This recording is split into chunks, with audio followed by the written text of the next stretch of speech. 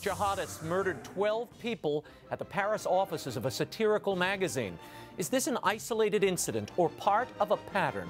Dr. Walid Phares and Bill Donohue join us. And in the wake of increasing racial tensions here in the U.S., a new film, Selma, captures Martin Luther King's struggle for voting rights. Dr. King's niece, Dr. ALVEDA King, joins us with her take. And finally, our Unseen Hero segment.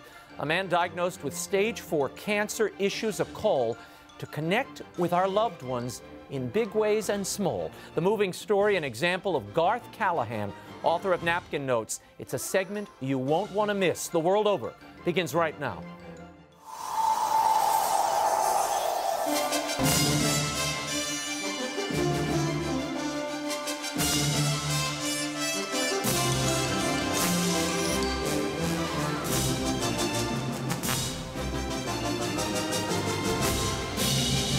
Now, from Washington, D.C., Raymond Arroyo. A warm welcome and a Happy New Year to all of you joining us in the United States and the world over. An all-star show tonight. Walid Phares, Dr. Bill Donohue, ALVEDA King, and Garth Callahan are all straight ahead. If you'd like to comment on tonight's show, send me a tweet. I'm at Raymond Arroyo, and I'll be live tweeting throughout the show. Or drop us an email at worldover@EWTN.com. Let's get started. Lots to share with you. Here's the brief news from the world over this week. Jihad has come to Paris. France and the world is in mourning, and the manhunt is on for the two killers after Wednesday's Charlie Hebdo attacks. French intelligence has identified the suspects as brothers Sharif and Saeed Khawachi.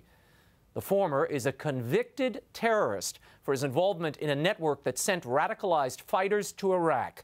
The satirical newspaper Charlie Hebdo had long been subject to grave threats for their insulting depictions and negative commentary of Islam as well as the Prophet Muhammad. At the Charlie Hebdo offices, the masked gunman first shot and killed the paper's editor, Stéphane Charbonnier, and his police bodyguard. They shouted Allahu Akbar as they fired. The men then called out the names of other specific employees. 9 journalists, 2 police officers, and a maintenance worker were killed. 11 more were wounded. The Associated Press reports that as many as 8 have been arrested in connection with the attack. On Thursday, a Parisian police officer was shot. Authorities have labeled that killing as a terror attack as well. The lights of the Eiffel Tower were dimmed in remembrance of all the victims on Thursday night. Wednesday's attack has been universally condemned by world leaders, Pope Francis among them. He said during his Thursday morning homily that the Paris attack reminds him of so much human cruelty, so much terrorism, both isolated incidents of terrorism and state-sponsored terrorism. What great cruelty man is capable of, the Pope said. He begged prayers for the victims and for the perpetrators, that they might have a change of heart. And the Paris terrorist attack is likely to escalate an already intense debate over the growth of Islam in Germany. 2 days prior to the incident in France, thousands of Germans took to the streets demonstrating in Berlin and several other cities against the country's immigration policy, which marchers described as an ongoing Islamatization of the West. The protest group released a statement saying that society should give people a chance to integrate, but we should not allow ourselves to be Islamized, thereby losing our freedom and democracy. The Muslim population in Germany is about 4 million and growing due to Germany's fairly open policy for asylum seekers. Thousands of others counter-demonstrated on Monday, among them representatives of the Archdiocese of Cologne. During anti-Islamic protests outside Cologne's landmark cathedral, the lights of the cathedral were dimmed. Cathedral Provost Father Norbert Feldhoff said that anyone who calls himself a Christian would have nothing to do with this movement, and protests would certainly not take place in the light of the cathedral. Back in Washington, the new Congress was installed on Tuesday as Republicans assumed full control on Capitol Hill for the first time in 8 years. With the fall of Vice President Joe Biden's gavel, Senator Mitch McConnell of Kentucky became majority leader. On the other side of the Capitol, John Boehner was elected to a third term as Speaker of the House. An attempt by a handful of conservative Republicans to replace Boehner fell short of the needed votes. Boehner said on Wednesday that the new Congress had a lot of work to do and the GOP is committed to addressing America's economic priorities. And with the Iowa caucuses just a year away, several potential Republican presidential candidates are beginning to stir, or at least exploring the idea of stirring. 2012 winner of the Iowa caucuses, Rick Santorum, is among them. A Roman Catholic, the former Pennsylvania senator, told Bloomberg Television this week that he's looking forward to a 2016 campaign that will unite Republicans and bring along a few Democrats. Santorum appears serious about a potential run. CNN reported that he summoned more than 24 former aides and colleagues to Washington for a private briefing regarding his plans for 2016. And former Florida Governor Jeb Bush, another Catholic, had a busy week. After recently declaring his exploratory intentions, Bush this week launched a political committee and a super PAC. He also held his first fundraiser and even waded into the gay marriage debate. When asked about a Florida judge's ruling on Monday allowing same-sex couples to marry, Jeb Bush said the decision should be respected and that marriage is a state issue. He did not elaborate further. Previously, Bush had indicated support for a federal constitutional amendment defining marriage as exclusively between one man and one woman. Meanwhile, former Arkansas governor and 2008 presidential candidate Mike Huckabee ended his weekly Fox News TV show so that he, too, could consider a presidential run. And former New York Governor Mario Cuomo, the liberal icon who flirted with a presidential run in 1992, was laid to rest on Tuesday. The 82-year-old died from heart failure on New Year's Day. During his terms as governor, during the 80s and 90s, Cuomo became the standard-bearer for liberal Democrats and social justice-minded Catholics.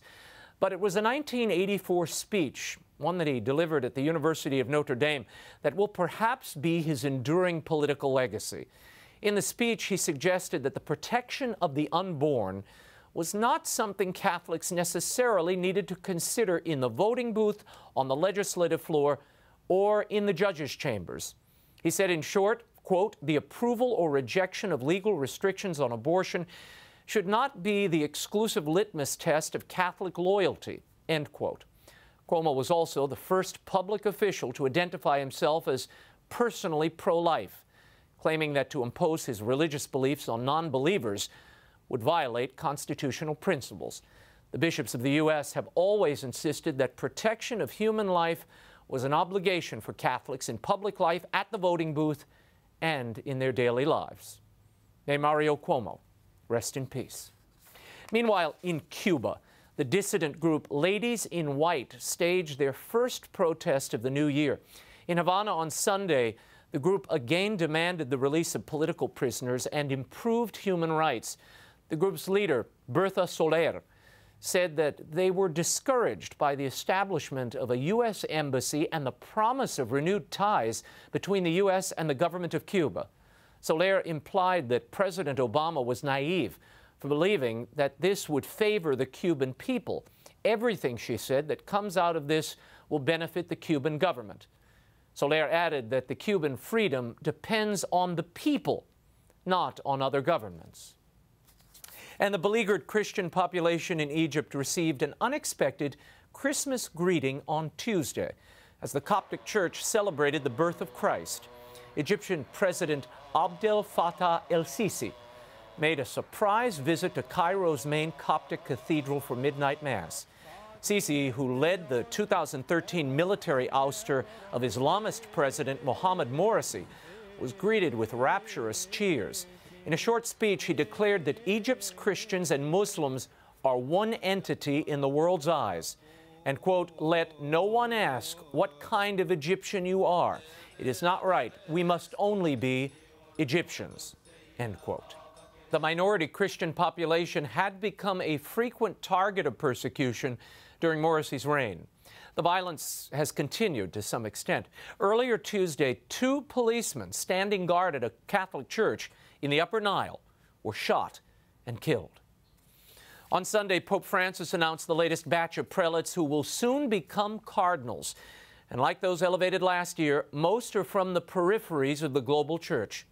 Among the nations represented, Ethiopia, Myanmar, Thailand, Uruguay, Vietnam, and the island nations of Cape Verde in the Atlantic and Tonga in the Pacific. 20 in all were named. 15 are eligible to vote in the next conclave and under 80. A few prelates of note: Cardinal Raymond Burke's replacement at the helm of the Apostolic Signatura, Archbishop Dominique Mamberti, will be among those receiving a red hat, as will the only native English-speaking prelate in the bunch, Archbishop John Atcherley-Dew of New Zealand. Archbishop Dew was an outspoken advocate for allowing divorced and remarried Catholics to receive Holy Communion at the Vatican Synod of Bishops in 2005. No new U.S. cardinals were named. Prior to Pope Francis, the U.S. had been represented in every consistory of new cardinals since 1983. In all, Pope Francis has appointed 31 voting-aged cardinals. That's just 1/4 of the 125 now eligible to decide who will be the next successor of Peter.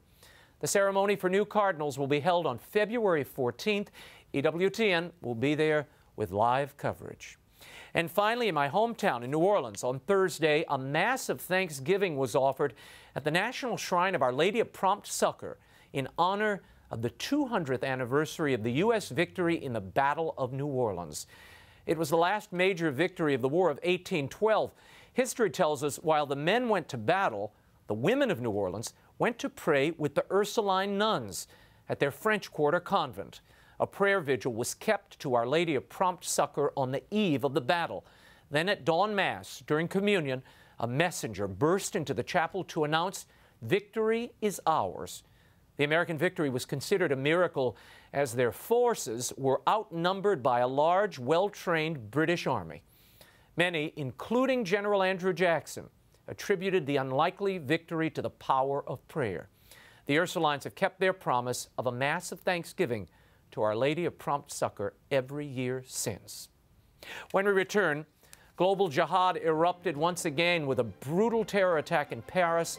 Terrorism expert Dr. Walid Phares and Bill Donohue join us to discuss the political and religious context when The World Over Live continues. Stay right there.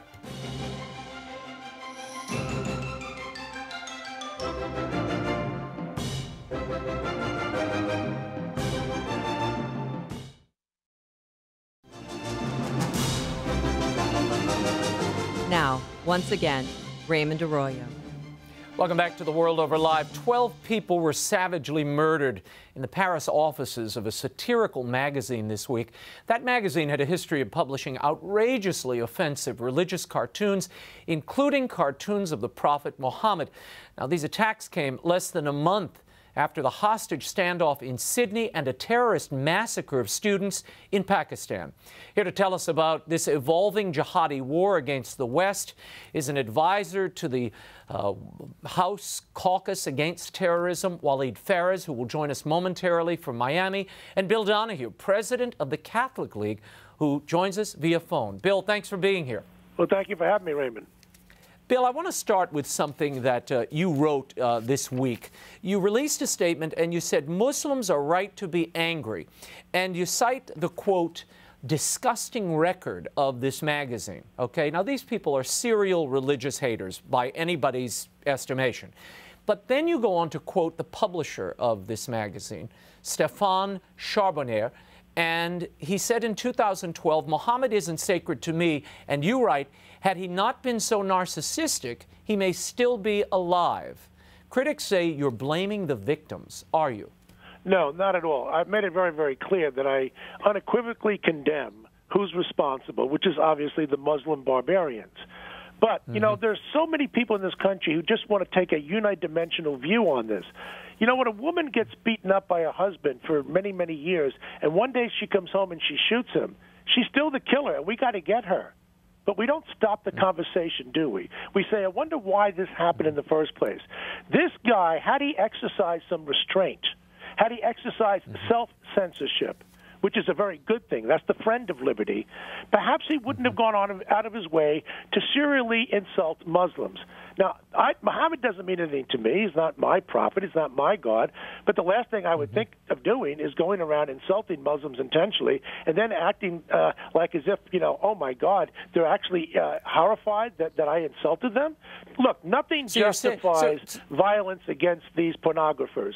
But they are pornographers disguised as cartoonists, and that is why no one can show on TV or in newspapers exactly the kind of toilet speech that I've seen in front of my desk over the last 24 hours. Yeah, and I have seen some of this on my Twitter feed. People have tweeted it out, but none of the news organizations, none of the newspapers, none of the broadcast networks certainly have shown this. They are very explicit, and they have religious figures, including the Virgin Mary, Jesus, Jewish figures. They strike me as anti-Semitic on their face. However, it doesn't justify murder, Bill, by any means. And I think that's what you're saying. That several times. So is your point then that we need to have a broader conversation about what free speech is? Yeah, exactly. And when you incite this kind of intolerance, you get more of it? Absolutely. Freedom of speech is not an end. It's a means to an end. Freedom of speech is the right of political discourse of men and women in a mature way to agree and disagree about the makings of the good society. The American Civil Liberties Union thinks it means child pornography. The pornographers disguised as cartoonists in Paris and in the United States and North America in general, they think that they have a right to do whatever they want without no restraint, put no brakes on themselves, and if you don't like it, it's just too bad. Well, you know, when you keep doing that to people, somebody's going to finally say, listen, enough is enough. Now, I will never, ever justify violence. But, you know, when people riot in the streets, aren't we told by liberals? We just had rapes and all kinds of things going on with the Occupy Wall Street gang. We were told that we have to understand why they're there. Why is it that nobody needs to understand why these pornographers disguised as cartoonists do what they do, and then we get these results? Bill, before I let you go, you said today everyone has a legal right to insult my religion and anyone else's religion, but no one has a moral right to do so. Is that your concern here, that in the embrace of these cartoonists, that somehow this would be an implied moral sanction for any attack on religious folks? Yes. Let me be very explicit. Bill Maher and Jon Stewart in this country have serially offended in the most vile and obscene way Catholics. To give you one quick example, Jon Stewart showed a picture of a naked woman with her legs spread with a picture of a Holy Family between her legs and laughed at it and thought that was cute. He is not a champion of freedom. He is the enemy of freedom. Why do I say he's the enemy? Because people, when they see that as freedom, eventually they're going to beg for tyranny. They're going to ask for order. That's what we've seen historically. When freedom is taken to extremes, that's when you see its diminution. Thank you very much for joining us, Bill Donohue of the Catholic League, and we will be in touch in the coming days. Thanks for clarifying that, Bill. Thank you so much, Raymond. I want to go now to Walid Phares, who joins us from Miami. Thanks, Walid. I know we had some difficulty there. Of course, Walid is a regular contributor to The World Over and an advisor to the Anti-Terrorism Caucus here at the House. I want to start, Walid, with these two perpetrators. They screamed, Allahu Akbar. They said, we've avenged the Prophet in the wake of this terrible attack. People are characterizing this as an attack on the freedom of speech. But there is a religious imperative in play here. And should that be lost in our conversations about this?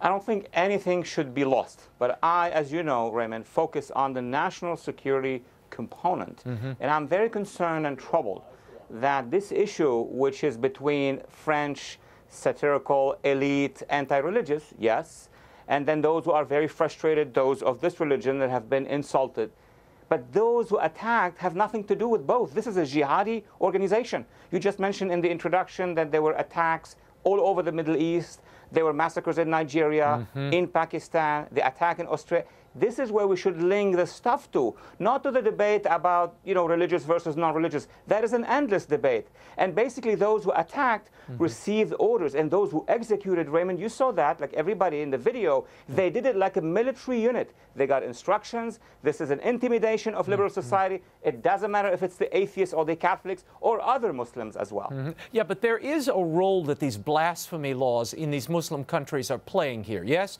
And is there something in Islam that's breeding this kind of reaction that one can kill in the name of religion and to protect the things you hold dear, even though we should say blasphemy is nowhere mentioned in the Quran? You're absolutely right. Let me put it that way. If you are asking, are there theological grounds, verses, texts, injunctions that these jihadists are using, and not even these jihadists, those who prepare them, the big commissaire, the clerics who prepare them, yes, there is. They are, they are citing something that exists. But my point, who is organizing them? Because there are many people who are frustrated because of this, the caricatures, but those who are frustrated are not killing, are not using RPG. Sharif Kawachi, who's one of the two brothers who were part of this terrible attack, he was convicted and imprisoned on a terrorism charge in 2008. What happened here? These guys were on the U.S. do not fly list. What's the message to governments? That's the real problem. Now we're talking about the actual issue. French government and American government have those lists. If your name is on the list, there are certain things you cannot do, like fly, like use some of the transportation, but this is it. I mean, you are not necessarily in the pool of being restricted from getting a training. I mean, he went and got a training, came back and executed. And beyond that, you and I have discussed this. The issue is the ideology. We won't know when the jihadists will move unless we know that these are jihadists. And you know what the Obama administration has done to our capacity of understanding. It also seems that this is the natural growth of these blasphemy laws in place in some of these Muslim countries. And now, as people move into the Western countries, and we see Sharia courts being erected in these Western countries, it seems it's just an extension of this blasphemy madness that we're seeing all over the world. People unjustly killed for really no offenses at all against anything discernible.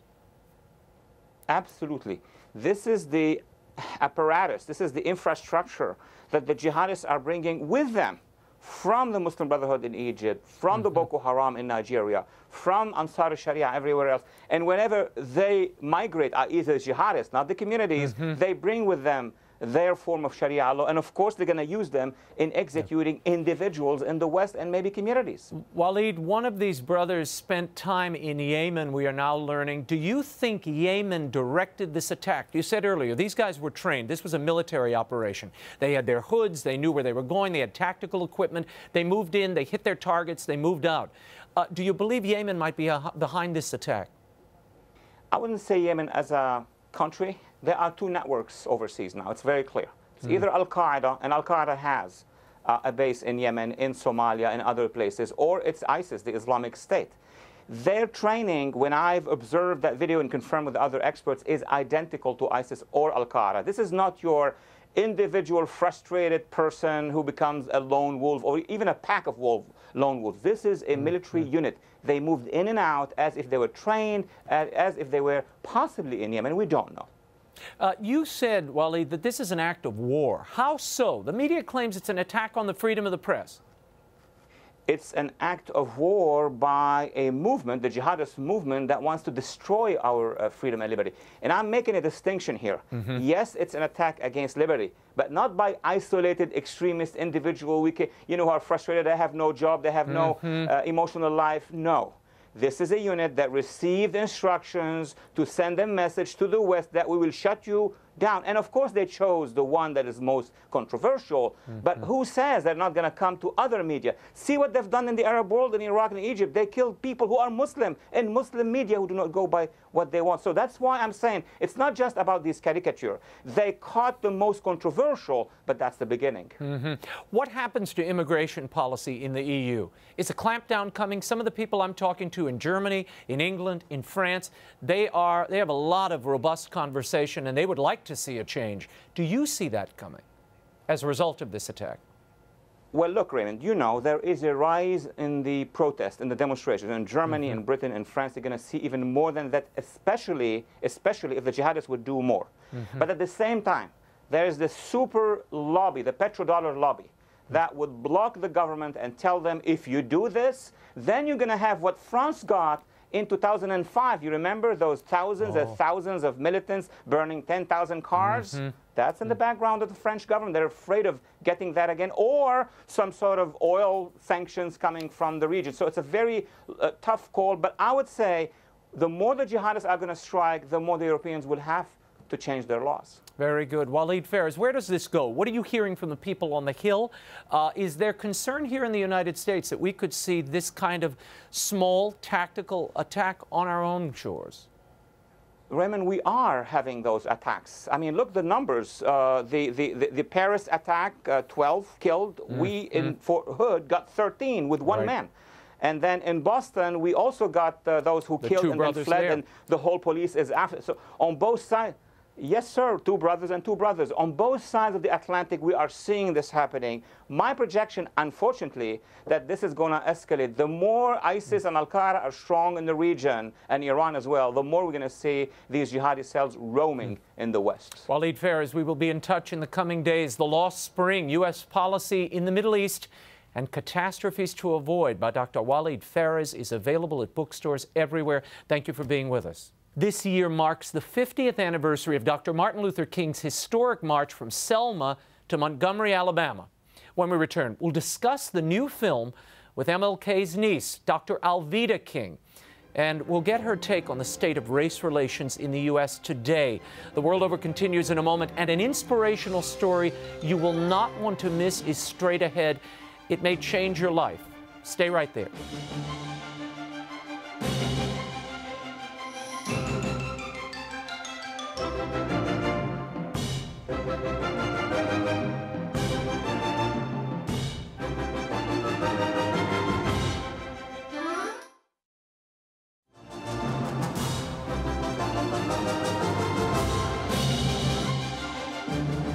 I am appealing to men and women of God and goodwill everywhere. Come to Selma. Join us. We need you to stand with us. When Dr. King called for people of all colors to come, the people who came were people of faith, who weren't black. And the first non-black people on the front lines were nuns, rabbis, people of faith, priests, people that answered a call for justice and dignity, and it was rooted in their spirituality and their connection with the higher power. Soon and very soon, because mine eyes have seen the glory of the coming of the Lord. I'll not be focusing on what I want. I'm focused on what God wants.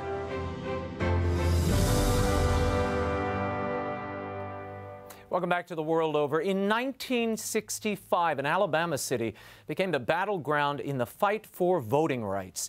In the face of violent opposition, Dr. Martin Luther King and his supporters undertook an epic march from Selma to Montgomery. Their efforts culminated with President Lyndon Johnson signing the Voting Rights Act of 1965. This is the story captured movingly in the new film, Selma. You saw a clip earlier. It opens in theaters nationwide this Friday. To discuss the movie, the 3 historic marches of her uncle, and recent events that have exacerbated racial tensions in Ferguson, Missouri to New York, we are joined, and happy to be joined, by the Director of African American Outreach for Priests for Life, Dr. ALVEDA King. Great to have you back on the show. Hello, Raymond. Hey. It's so good to be here. I want to start with your reaction to this movie. You attended a screening early on. You were present for a lot of this history, the bombing in Birmingham. I read somewhere one of those little girls were a classmate of yours. Yes, actually. Tell me your reaction to the movie. Well, that time period was very tumultuous.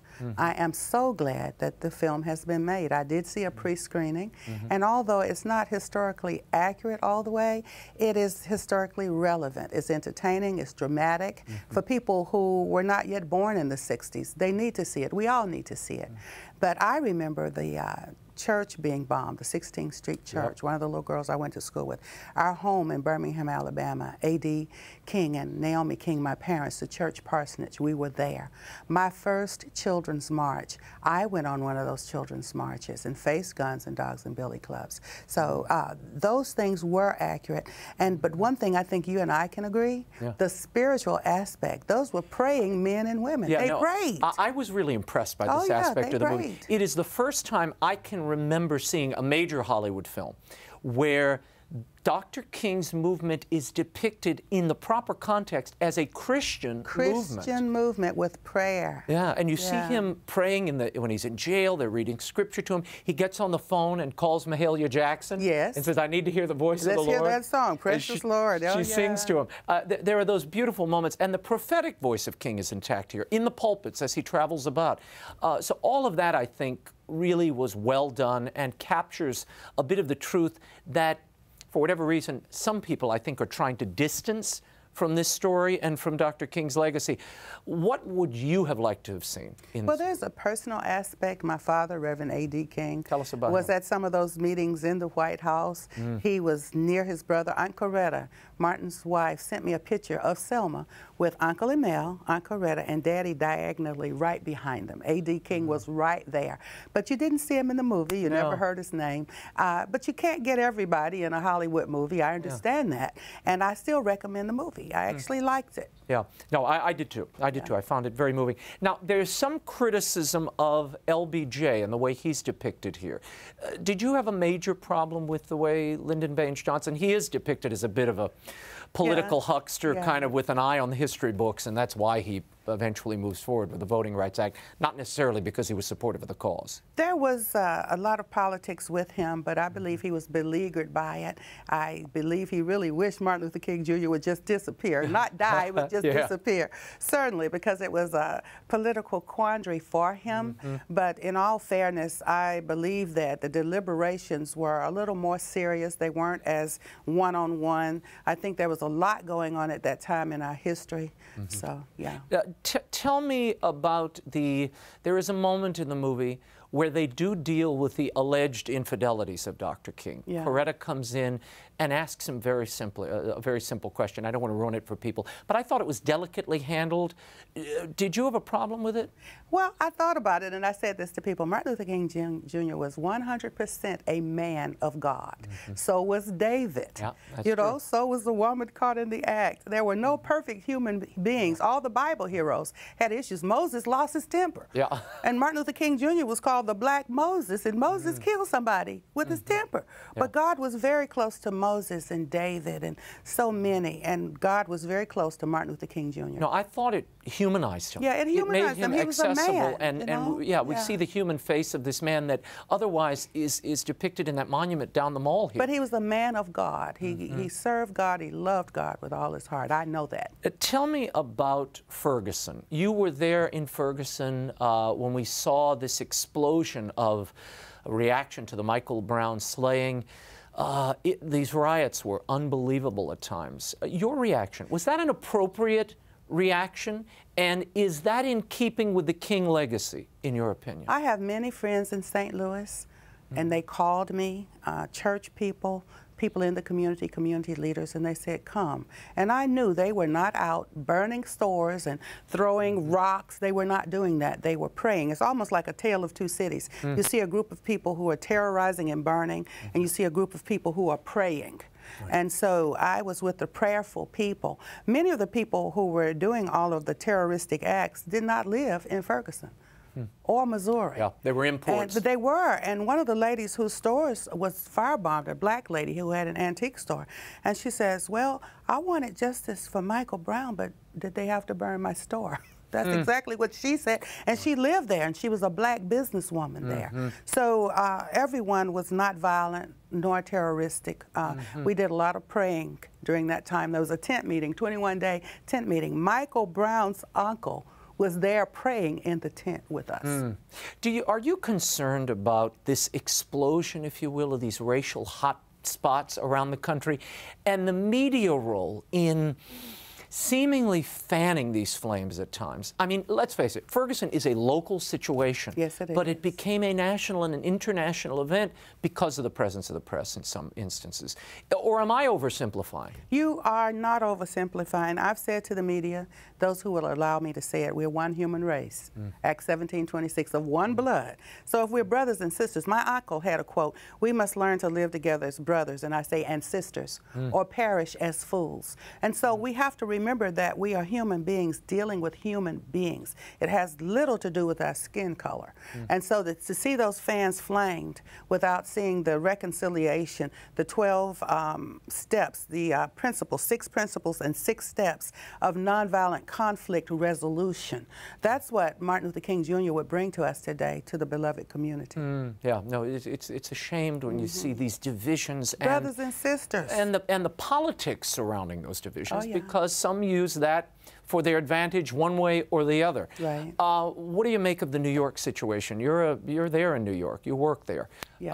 What do you think as we see these continuing marches on and off and this recent spate of violence on officers, committed against officers? There was a very brave police officer, Sergeant Ed Mullins, and he sat on national TV and said, I'd like to talk to leaders such as ALVEDA King and Dr. Ben Carson, and he went on and on. And I've had an opportunity to sit and talk with him and to hear the concerns.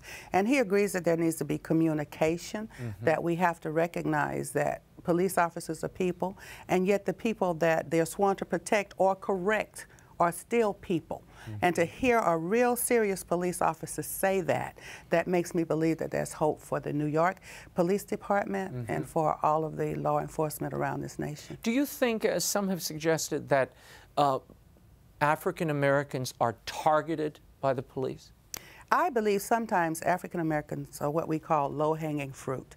There are too many things in the legal system that says quota systems. You have to write so many tickets. You have to make so many arrests.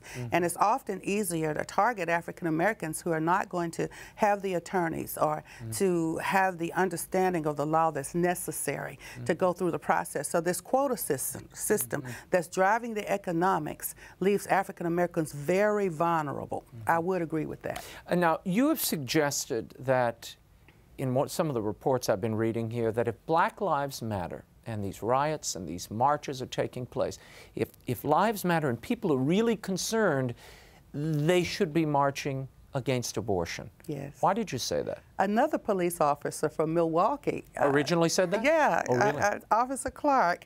He said, certainly all lives matter and certainly Black lives matter, whether it's in a situation that has happened in New York or Ferguson, whether it's black on black crime. He says, but if you really believe that Black lives matter, why don't you stop aborting the babies in the womb? He said that on national television, and I said, hallelujah. And we've had a conversation since then as well. And so all lives matter, not just Black lives, human life matters. Right. We are dealing with people, and we're going to have to know that. Why do you think there's an inability to see, I mean, when you look at these statistics of abortion in the Black community, it is staggering. And you also have an industry, let's face it, the abortion industry.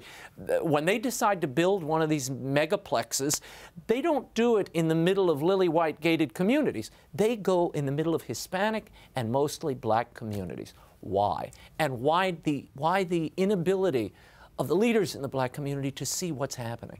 We are beginning to see, and my work with Priests for Life, African American Outreach, healing the shockwaves of abortion, and with Silent No More awareness campaign, all of that work, we've been working with leaders in the African American community for several years now, and the lights are coming on. People are now realizing that African Americans are targeted in the abortion industry. And when people realize it, they're shocked, they're angry. At first they don't believe it, and so we just have to keep telling the truth. ALVEDA King, thank you so much for being here. Thank you. Pleasure to see you again, Same as here. always. Selma hits theaters nationwide on Friday, January 9th. And finally, our first Unseen Hero segment of 2015. My next guest doesn't know how much time he has left to live, but he's been making the most of every minute to deepen his connection to the people he loves. Garth Callahan is now in his 4th bout with cancer, and he's been writing little notes to his daughter on napkins since she was in kindergarten. Now, as he faces his mortality, this connection to his daughter has become more urgent, and he's found a new mission. Garth joined me in studio to talk about his new book, Napkin Notes, Creating a Daily Connection with Those You Love, and how we should all take advantage of reaching those we love while we can. Here's our unseen hero, Garth Callahan. Garth, I want to start with this amazing journey you went on that culminated in the book, in Napkin Notes, which I just love the title and I love the message here. Walk me back to the moment when these little napkin notes that you wrote to your daughter starting at 5 and inserted in her lunchbox. When did that take on new meaning for you? Well, the first time it took on new meaning was when she was in about 3rd grade, and I had finished making her lunch, and I hadn't yet put a note into her lunchbox. And I wasn't slacking off, I just hadn't done it yet. Yeah. And she scooped up her lunch bag, and she noticed that there was no note, and she stepped over to me and looked up at me and held out her bag and simply asked, "Napkin note?" So that's when I knew that it really mattered to her, that she was paying attention to these handful of words that I was putting on. And what were on the notes? Tell people what were on the notes. Back then they were very simple. I love you, have a great day, good luck on your science test today, have a fun time in gym. They were very simple. They don't have to be profound. As she grew older, I tried to come up with things that would help motivate her or inspire her, notes that were stronger. And sometimes I looked to others for suggestions. So I would borrow a quote, and I could write something from Dr. Seuss, like, "Why fit in when you were born to stand out?" Stand out, yeah. And then the notes took on real meaning, real deep meaning, after my first cancer diagnosis. In 2011? Correct. And what happened at that point? Well, so I was diagnosed with cancer. It was seemingly simple. Go in, have surgery, cut out the tumor, cut out my kidney. You'll be fine. I'll be fine. And that happened right before Christmas. As we exited Christmas vacation, life seemed to go back to normal. I started making lunches again. Emma went back to school. I went back to work. And we were trying to be normal. But in the back of my head, I kept worrying about cancer. And I felt that Emma was as well. And about 2 months after she went back to school that year, I saw that she had been keeping the notes. She had been ripping off the things I had been writing to her and cataloging them in a notebook. Wow. And what have these come to represent? Not only for her, but for you. So I'm just as inspired by these notes. The act of me taking 30 or 45 seconds in the morning, 2 minutes on a tougher morning, and really pouring my heart into these notes. I want Emma to understand how much I love her. I want her to understand what tenacity is, because I'm still fighting. I want her to understand, I never want her to question what our values are or what we believe in. And so at any time she can go to any of the notes that I've written and understand what our family's about. You are now in the middle of your 3rd diagnosis. You're battling this thing for the 3rd time. That clarifies the mind. It does. I wake up every morning. The first thing I do is I say, "Wow, thank you, God. I'm awake. I have another day. One more day." Yeah. And then I really think to myself, what is the most important thing that I need to do today? And I'm going to do that thing no matter what. No matter how badly I feel from the treatment or what else gets in my way, but that's the thing that I'm going to do today. And this has become a mission for you. This is not just, it's cute that I write a note to my daughter. You want others to recognize they have a need and should have a desire to connect with those they love. Absolutely. And it goes well beyond a parent-child relationship, I think. It could even extend to the workforce. Imagine if you came into work one day and your manager had a handwritten note that was left at your desk. "Great job on that presentation yesterday." What type of meaning does that hold as opposed to a thank you email? So my wife, about a year ago actually, I was starting a new job, and my wife had gone out and started my car for me so that the ice would come off of the windshield. I got into my car and there was a note. "Have a great first day. I love you." That note is still in my car, and I see it every single day. It leaves an impression. Absolutely. It's a piece of you when you leave your. You're right. It's tangible. It's not a text message. It's not an email. And I'm a geek. I love those things. Yeah. But having that note is personal. You talk in the book about leaving the faith. You're a Catholic, raised a Catholic. You leave the faith, and then you find your way back after the cancer diagnosis? Yes, in the middle of. And you go and talk to Father Dan. Correct. In the parish. Correct. And you went to him because you were legitimately pretty angry. I was. I was very angry and bitter with God, and not for myself. I was angry and bitter because I was looking at a future that my daughter did not have her dad. And that broke my heart. So I sat down with Father Dan, who didn't really know me. I knew him much more than he knew me. And we were sitting in his parish office after hours. We were just talking. We were talking about cancer and treatment and God and because he had cancer as well. Correct. He had prostate cancer, yeah. And we were just having a conversation, and the conversation turned all of a sudden, and he looked at me and he said, "Are you angry with God?" And I thought, oh great, how can I answer this? Yeah. I can sit here and lie to my parish priest and say, oh no, everything's great. Yeah. Or I can admit that I'm angry with God, and in my mind I was committing blasphemy sitting in the parish office. Yeah. And I started to cry. And he knew the answer. He knew the answer before he even asked the question. And he said, that's okay. He's got broad shoulders, he can handle that. And I thought, oh, this is not something that I expected. And I didn't really anticipate the conversation turning that way. How has it deepened your faith? There are a lot of steps that I've taken since that conversation. And frankly, the Knights of Columbus in my parish, they asked me to join the Knights. They had no idea how troubled I was at the time. And here was this group of men that their sole purpose was to help others in the community. And so between the conversation with Father Dan and becoming active in the Knights of Columbus, I recognized that my lousy cancer is the least of my problems. That is nothing for me to focus on. If I can focus on helping others, whether it's helping parents write notes to their kids or helping other cancer patients navigate the waters of their medical treatment, I can focus on them and focus a lot less on me. There's a fantastic line at the end of this chapter where you write about Father Dan, and you say, the dark times we experience in life are not because God has left, but because we've turned away. And the joy he experiences when we turn back is unimaginable. I paraphrase something that I learned from one of the parables in the Bible. And when the son returns to the father, the father's been standing there waiting for him to come back after he spent the inheritance and he's wasted all of that time and money and he's sinned. But the dad has always been standing there waiting for him. And that's how God is with us.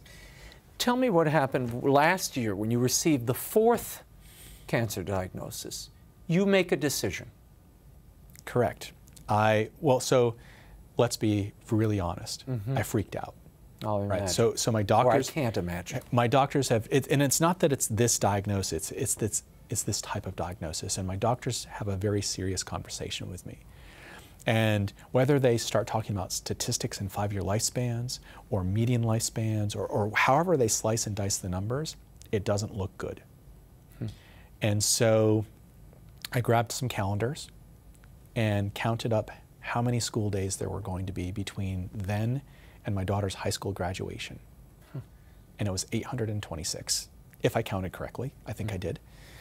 And so I sat down with a pen and a lot of napkins, and I just started writing.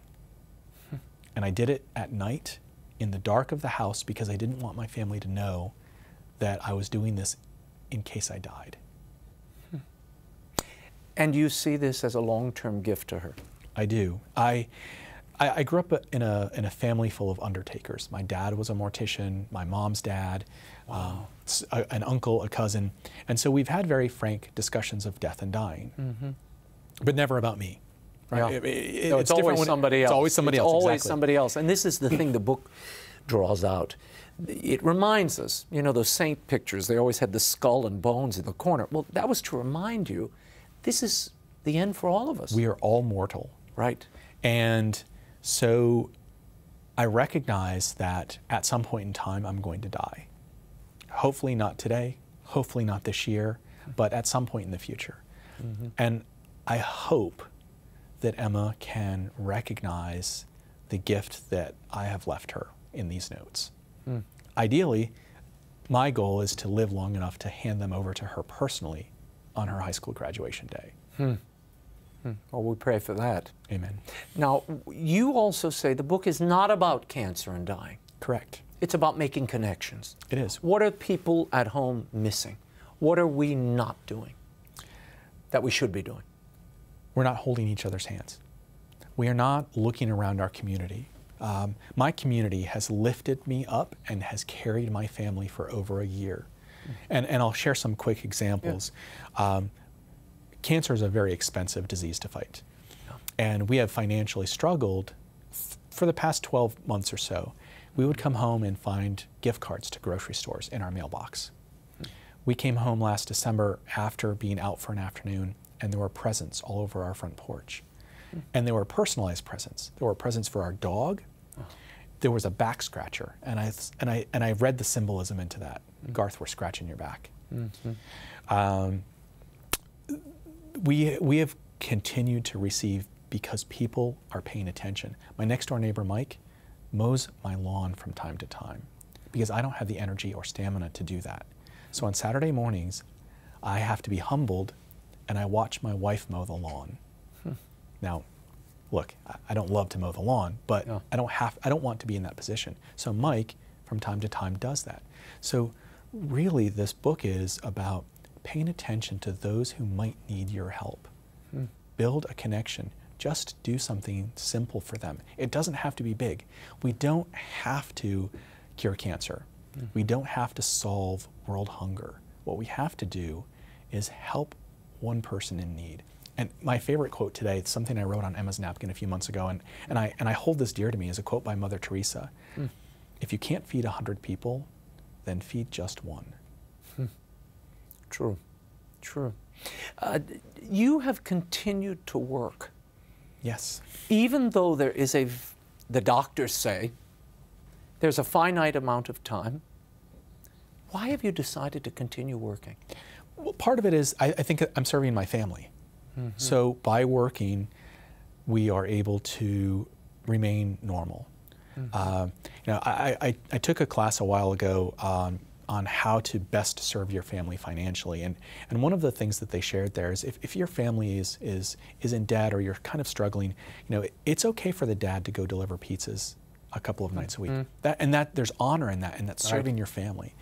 So by me continuing to work, I'm serving my family as best as I can. Yes, I'm mortal, but I could live 40 more years. So if I were to give up my career now and suddenly 2 years from now, 3 years from now, we have no revenue, no income, and we've spent all of our savings, that's a challenge. That could be a problem. Right. That could be a problem. Live as if I'm not going to die. What would be your advice to others who might want to leave their own napkin notes? Just start today. There is no time like the present to start something. Well done is better than well said.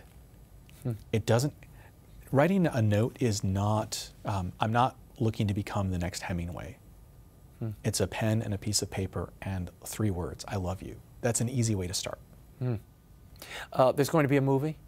Rumor has it that New Line Cinema, and I joke, New Line Cinema is in the process of purchasing the movie, or purchasing the book, and we're very excited about the fact that our story will be shared, and hopefully we can inspire some more parents to do the same thing.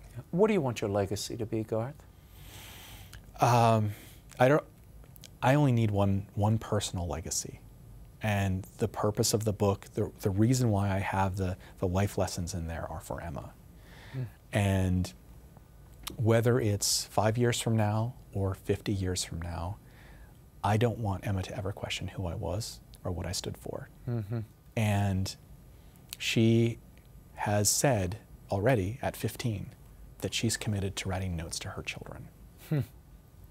I couldn't imagine a better legacy. Yeah, I love the note you left her once. I love to watch you play. Beautiful. So, you know what's somebody? I won't take credit for that, by the way. Somebody else wrote that in a blog post, and I read it, but I took it to heart. Whenever I go to any of her sports games, I always say that to her every time. It takes the pressure off. It's a great line. I'm not looking for you to win. It'd be great if you did, but I love to watch you play. Napkin Notes, creating a daily connection with those you love, is available at bookstores everywhere. He's an inspiration. Before we go, the world over is seeking a new producer, maybe you. Someone with some broadcast TV experience, a detailed-oriented person who wants to have a real influence and help us cover the world as only we can. If you're interested in this DC-based position, send an email to EWTN Human Resources at humanresources@EWTN.com. Perhaps you can be part of our growing team. Well, that's all the time we have for now. Until next week, the show continues on Facebook and Twitter. Like me on Facebook, follow me on Twitter. The links are at RaymondArroyo.com. In the meantime, we'll be scouting the world over for all that is seen and unseen. On behalf of the staff and crew of EWTN News, thanks for watching. I'm Raymond Arroyo from Washington, D.C. Bye now.